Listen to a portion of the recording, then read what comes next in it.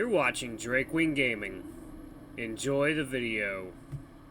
Hello everyone, Nary here from Drakewing Gaming. Some of you know me on Twitter, the Gaming Dragon. Today I'm coming at you another Let's Play episode of Echo, Jenna's Path. So, let's see, the last place we left off, we had just met back up with Duke, and, you know, don't get great vibes from that guy considering the last playthrough.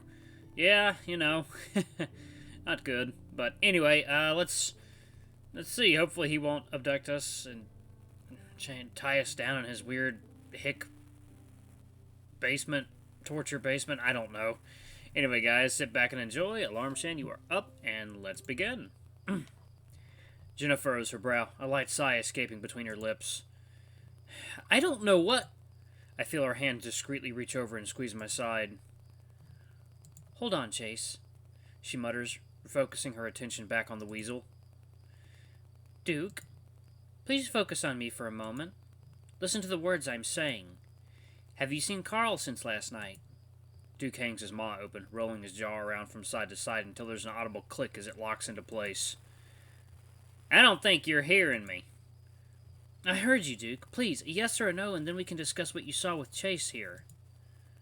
Duke's bloodshot gaze flicks back to me, and there's something expectant about the look in his eyes. Like he's waiting for me to say something revelatory. I have no clue what he's talking about, though, and Jenna doesn't seem to want to give him an inch of leeway to change the topic of conversation. I see his teeth grit past his thin lips. Despite the intensity he's putting off, he looks kind of distracted, like we're only getting about 3/4 of his attention. Maybe it wasn't you, though, was it? His voice is strained and quiet. The weasel scratches his inner thigh.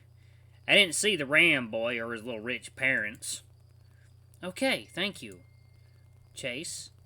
Oh, I only got here on Saturday. I wasn't here before then.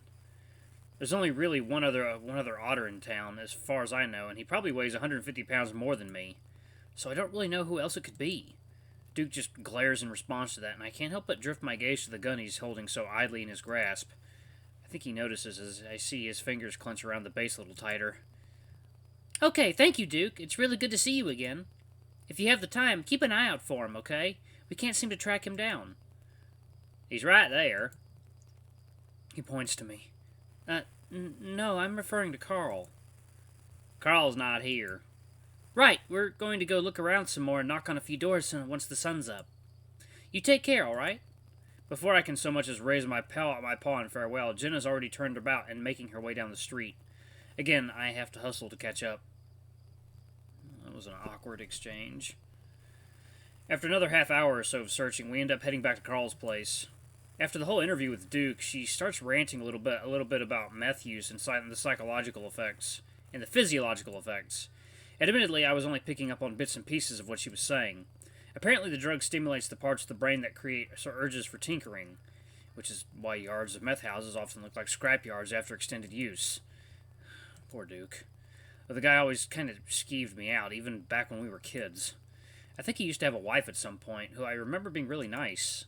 She used to ride her bike around town all the time, and one day she stopped by to help me set up a root beer float stand.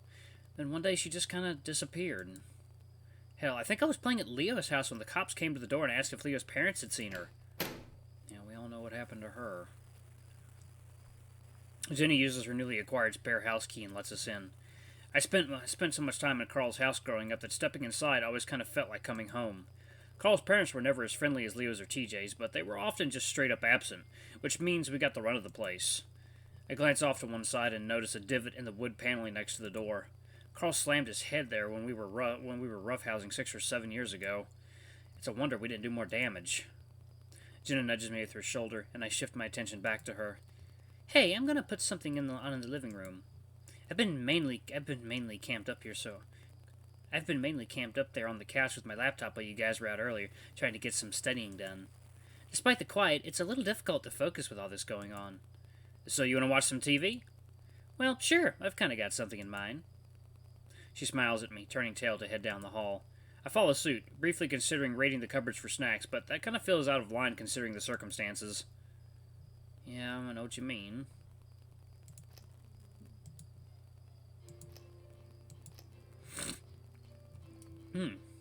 Flynn had turned the air conditioning off last night, so we've got the ceiling fan going overhead. It's doing a pretty good job of keeping me cool. The blades spinning so fast they almost look still. When I was a kid, I was always afraid of having my fan on the high setting. The thing would start to wobble and click, and I thought that any moment it would spin off its socket to come careening right towards me. This one Carl has looks extremely sturdy, though.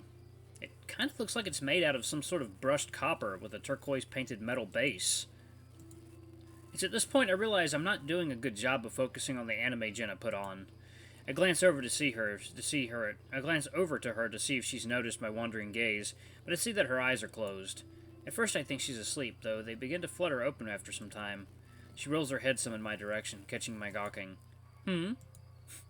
Smooth there. Smooth.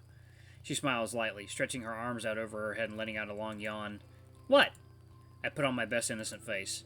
Just checking to see if you were as riveted by the ongoing developments of Mr. Wong's fledgling dim sum business. An amused noise escapes between her lips, her left ear twitching some as she stares at the screen with half-lidded eyes. Have the magical demon girls shown up yet? The magical demon what? I thought this was a nice little... What do they call it? A slice of life thing? Well, I suppose that's how they get you. She hums her words, her tone sleepy and warm. They lull you into something calm, low pressure, giving you a chance to really live the setting before they pull the rug out from beneath you. Jenna's tone is infectious, and even I start to speak with a sort of rumbling, only half-serious whine.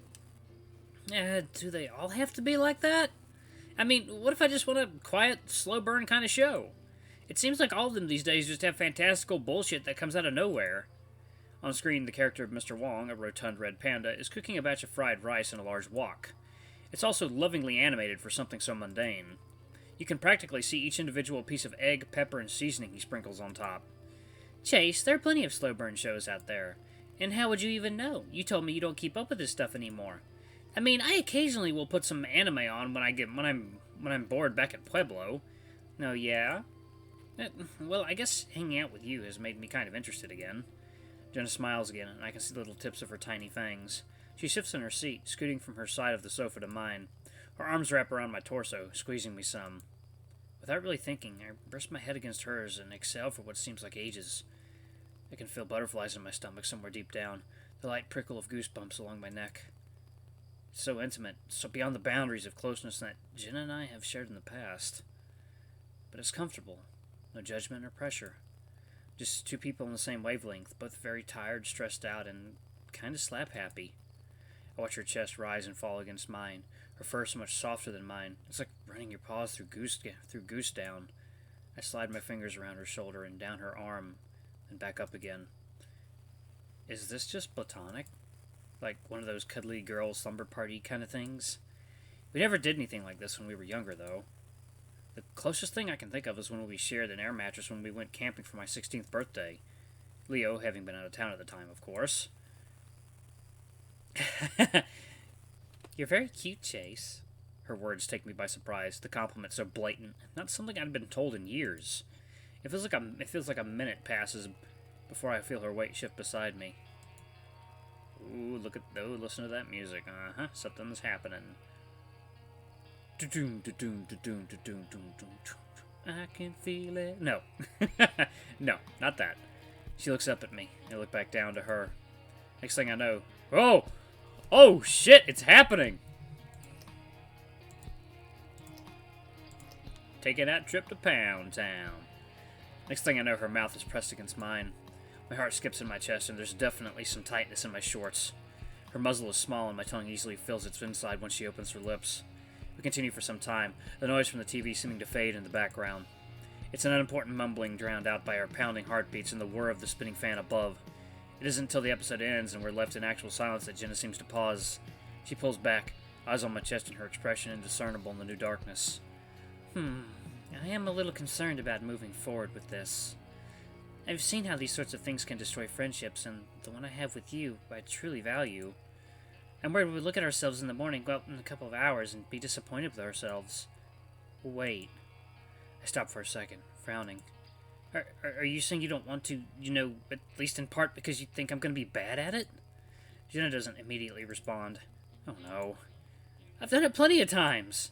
My voice comes out a little louder than expected, and Jenna pushes her paw to my mouth, hushing me. I pull her away, repeating myself this time, more quietly. I'm not bad at sex. I can feel my cheeks burning at this point, and his increasingly amused expression not helping at all. Chase, oh my god! Jenna's shoulders shake as she titters, clearly tickled by how flustered I'm getting. I'm serious! Ha! I can see that! That's not exactly what I was getting at, but I'm well aware you and Leo snuck off every chance you could when you were younger. But as you may possibly know, there are several slight differences in anatomy between Leo and I. I continue to frown at her as hard as I can. Okay, don't give me that look. Now I actually feel bad. I grunt quietly. Well, how many guys have you been with? You got to ask me that earlier at the diner, so it's only fair, right? After the first year of college, I pretty much lost complete contact with Jenna's social circle.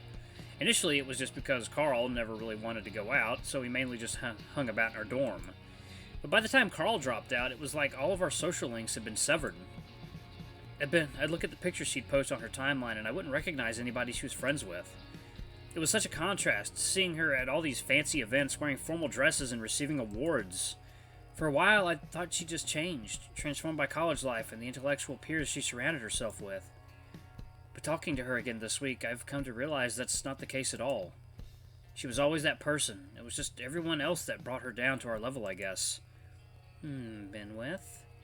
She leans back some, perking an eyebrow and putting on a professional visage, though she's still got a mirth-laden look in her eyes. Are you asking about dating or sex? Both, I guess? Oh, well, about the same then. 6 or 7.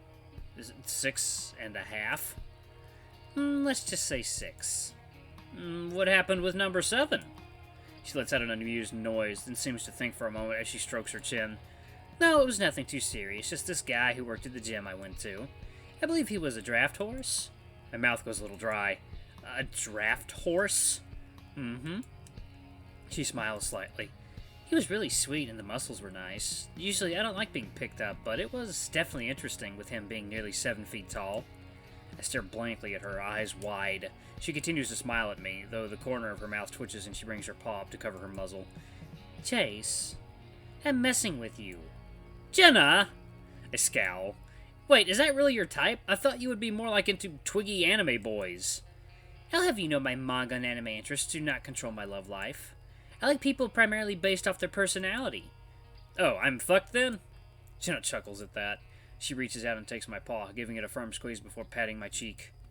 Though it feels nice, I'm still not sure how to take all this.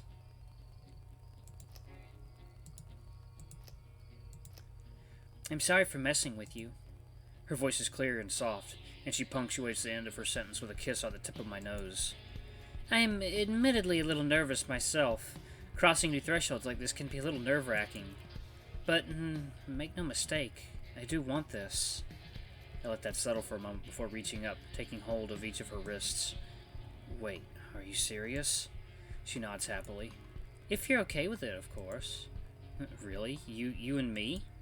She nods again. Like, boyfriend and girlfriend? The thought enters my head just before I speak it, and I have just enough time to close my mouth before it's uttered. She looks at me curiously. Just shut up and say yes. Yeah, I'm down with this. Yeah. Ooh, that doesn't sound sexy. That doesn't sound sexy at all! Oh god, Jenna and Chase had sex and brought about the end of the world. Damn it, you two! Well then. Wow, that was some creepy imagery. Yo!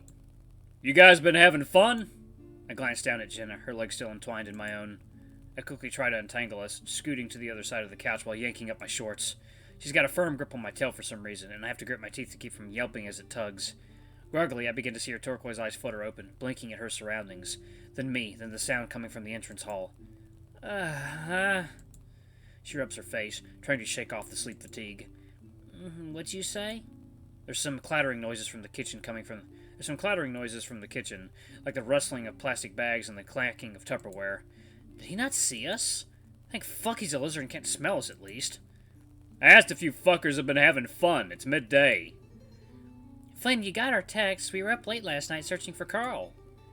Yeah, and making yourself at home here. What you got on over there? Hentai? I checked the TV. It's frozen on a guide menu screen grab of a frantic anime girl holding way more bowls of soup than is ordinarily considered reasonable. that's a good sentence. Jenny yawns into her paw, quietly pulling up a black pair of panties around her thighs, followed by her trademark jean shorts. She's so lackadaisy about it, like she doesn't care if she's caught. Her expression is distracted, but not by Flynn or me. Though she does manage a quick smile in my direction when she does focus her gaze my way. I return the smile, a bit lopsidedly. Half my face still feels tingly and asleep. So we're dead fucking certain that Duke doesn't know shit then. God damn it. I hear the heavy footfalls of the Gila leave the kitchen, making his way around to us. He's holding 4 small plastic containers.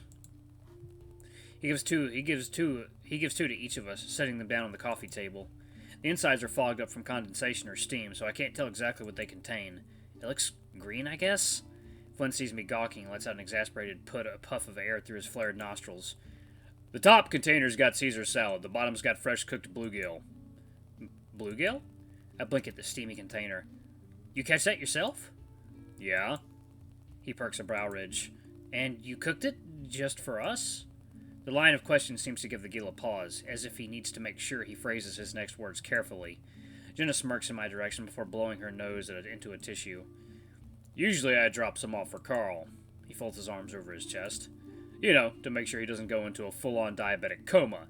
His arteries packed up with pizza and energy drinks. That's very thoughtful of you, Flynn. Yeah, thanks, man. I give him a thumbs up, to which he just shakes his head. Whatever. Any word from the sheriff's office? Jenna reaches into her shorts and grabs her phone. She taps at it for a few moments before shaking her head. Nothing since yesterday. The person I spoke with at the office said that they would reach out to me with any questions or updates they had. God. Fucking useless. They're so goddamn overstaffed there anyway. How hard can it be to find one fat-ass rich kid in the middle of vast fucking nowhere? Apparently rather difficult. Just waiting for Carl's parents to post for reward money or some shit. I don't think public entities get to claim those sorts of things. Flynn scowls at Jenna for a good 4 seconds before turning away, walking to the grand living room window and peering out at the backyard. Well, yeah, I fucking know that. I just don't make a lick of sense. No food, cars, or cell phones missing, nothing valuable stolen, and no break-in indications. Besides the scuff marks you made on the way in. Flynn, if I hadn't gone in through the window, Leah would have eventually shoulder-rammed the front door down. Flynn folds his hands behind the back of his head, clenching his eyes shut. Yeah. God, what a fucking crazy ass. At least his desperate party attempt helped us figure out Carl was missing earlier. Jenna pushes herself to her feet, walking over to beside Flynn. She folds her arms over her chest. So, we briefly skimmed over this yesterday, but with regards to Carl's mental state leading up to all this... Flynn ever so slightly shifts his head in the Fennec's direction, their size difference stark as they stand silhouetted in front of the window. Is there anything you can think of that would help us out here? Anything to cause Carl to say fuck it and run out into the desert without any belongings, you mean? Yes, Jenna answers flatly. He's been depressed as hell, but that's how he's been since he dropped out of college. All that digital art shit he used to do, he hasn't done much of that either lately. Whenever I check my phone or computer, he's always online, just sending me memes and shit all day. Despite my efforts, there ain't much been in the line of indication he's been planning on changing that routine anytime soon. I'm sorry to hear that. She sounds genuine in that regard, letting out a quiet sigh. Ain't nothing you can do about it from fancy college land. I finally get my ass off the couch, silently hoping that I hadn't left the surface all oily. I think he's been getting high more. Says it chills him out, helps with the nightmares and shit. Nightmares? Flynn nods. Yeah, he's been going off on how this house is haunted. Says things get weird whenever he goes to bed. Weird how? Flynn is starting to look increasingly exasperated at my continued prodding. It's evident he wants to shift focus back to the search effort. Fuck, Chase, I don't know. Bumps in the night, creepy children, whispers, distant laughing, that sort of thing. Said he only heard them when he was about to fall asleep or was waking up, so he could never investigate. Interesting. Really? You said that getting high was how he coped with his newfound paranoia? Mm-hmm. I let him sleep over once and my whole room smelled like skunk weed for a fucking week. He slept over because he was afraid to be here. In this house? No, he stayed over because I was plowing his ass. His tone is laden with sarcasm, and I even find myself snickering a bit at the shock. Jenna doesn't laugh, though, meeting Flynn's gaze with an indiscernible expression. The Gila clears his throat, scratching at his stomach. Yeah. Yeah, he was afraid to be here. I know enough about Carl's family to know that his house is seriously old. His great-great-great something or another in this town is the town founder, after all. The place is... did not know that. Interesting. The place has since been seriously modernized into a more stucco adobe style, but there's some definite history underneath all this. Growing up, Carl started thinking that there were ghosts in the house. It freaked him out pretty badly. So much so that his parents basically begged me to have sleepovers with him during the weekends, and even some weekdays.